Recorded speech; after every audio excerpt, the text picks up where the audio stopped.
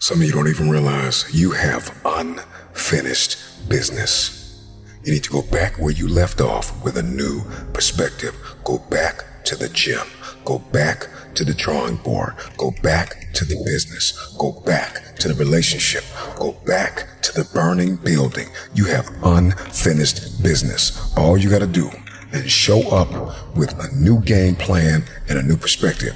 So I knew at that time when I was 8, I wanted to be an entertainer, and I loved the idea of that and what it meant. And when I was 8, I saw Indiana Jones for the first time, and I loved that character. Like, wow, that guy was so heroic, and he kicked ass, and I knew I wanted to be something, and it was important to me to be something. It was important to me that I didn't fail. But by the way, and if I did fail, at least what was also important was the lesson. And I didn't realize that until I got older, because when you're in it, you're in the grind, you don't really recognize those things when you're younger, but I could recognize them now and the importance of them now. And just in terms of the drive and the determination, a lot of it was experience too. Get your ass kicked, you get back up, and you put the gloves back on and you swing away. Failing has become critical in my growth. I graduated from the University of Miami. I had a terrible senior year. I had a bad injury. You only get one shot as a senior. You don't come back. And Warren Sapp came in and lit the world on fire with how he played. We pushed each other. We were partners. He outplayed me, beat me out of my position. And I had a really terrible year that year. Graduated. Didn't get invited to the combine, the NFL combine, and I didn't get drafted in the NFL. And I had one option, and that option was the CFL. So now you work so hard for 10 years, and draft day comes. You only get one shot. Warren Sapp gets taken in the first round. All my other teammates who are NFL worthy, well, we're gone. They're in the NFL, signing the big contracts. And I signed a contract in the CFL to make $350 a week Canadian. That lasted for 3 months, and I got cut. And I got sent back home, and I had to move back in with my parents at 24 years old after I left at 18, ready to tackle the world, and in my way I did. But I had fallen so flat on my face for the first time in my life. I was depressed, asking myself, why? Why me? How can this happen? I worked so hard. Hard work pays, I always thought.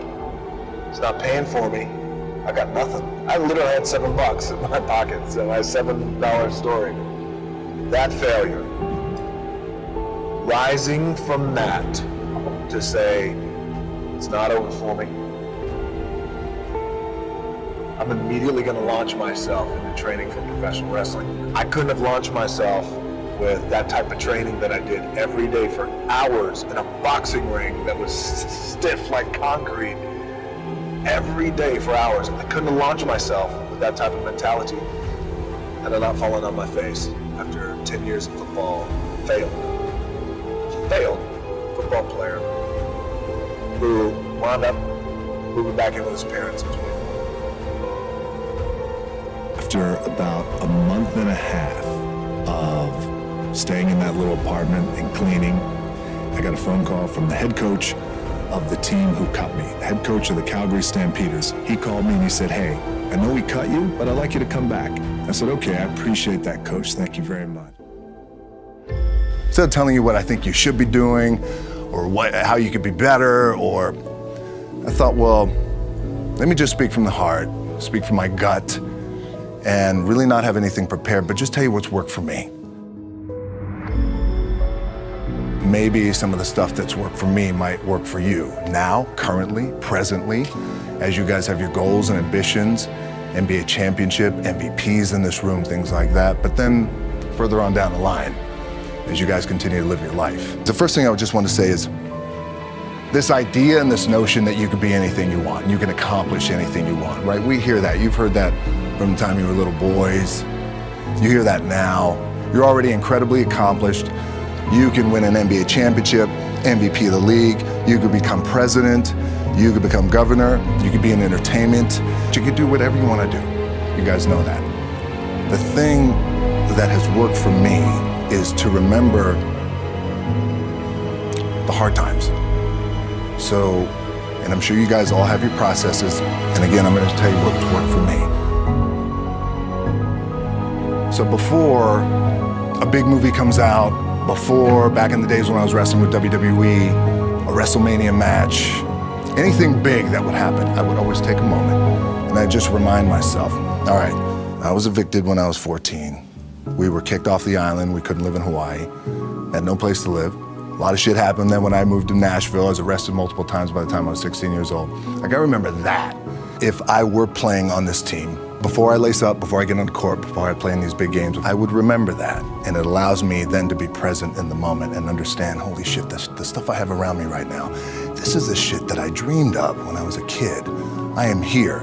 I played for University of Miami, played for great teams. Warren Sapp, Ray Lewis, they were my teammates. They were balling. Warren Sapp was playing tight end that time. I was starting defensive tackle. They moved him over to D-line. And he looked at me, he's like, yo, dude, I'm gonna take your spot. And I said, you ain't taking my fucking spot. He said, I'm gonna take your spot.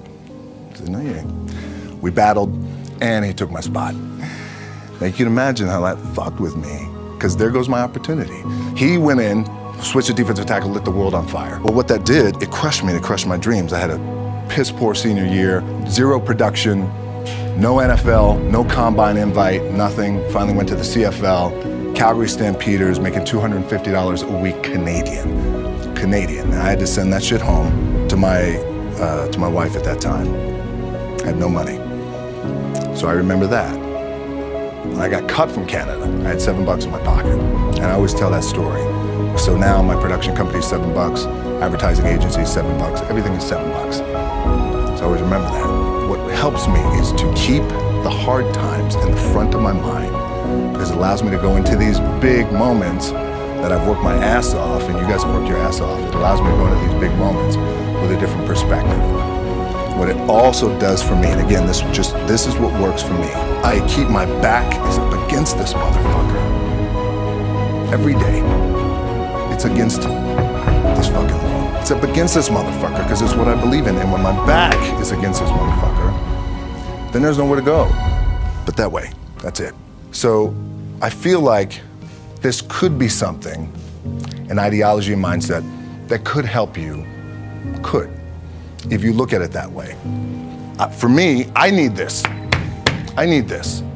So every day, my back is up against this motherfucker, and this is how I operate. Now, doesn't mean you don't smile, doesn't mean you don't laugh and joke, right? You're happy, I'm a happy guy. But when it comes to business, and when it comes to executing, it's up against this. And I gotta go that way. And I don't give a fuck who is in front of me. They're not gonna stop me. I feel like for me, it feels seamless. The prep is where the character is made. And I just don't mean the character I play, I mean the character in here. So for me, the prep is getting with the director, getting with the producers, getting with the writers, so in essence, it's like getting with all your coaches and your different position coaches and all the meetings that you have to have, right? So that's the work you put in. The key for me was, where does it start? What's the anchor? What's the anchor? So I could have all these ambitions, and you guys have all these ambitions, which is great. It's important. I'll play this role, you'll play that role. I'll execute this thing, and it'll come out this summer. You guys will execute this thing during the summer, right, when it's time to really put in a lot more work. But the key with me is just always finding what the anchor is. And the fucking anchor is getting up at 4 o'clock in the morning every day before anybody else and grounding my thought process is in the no one will outwork me. No one. I love and I respect you guys. Motherfuckers won't outwork me. All starts with this. 2 hands, putting it to work.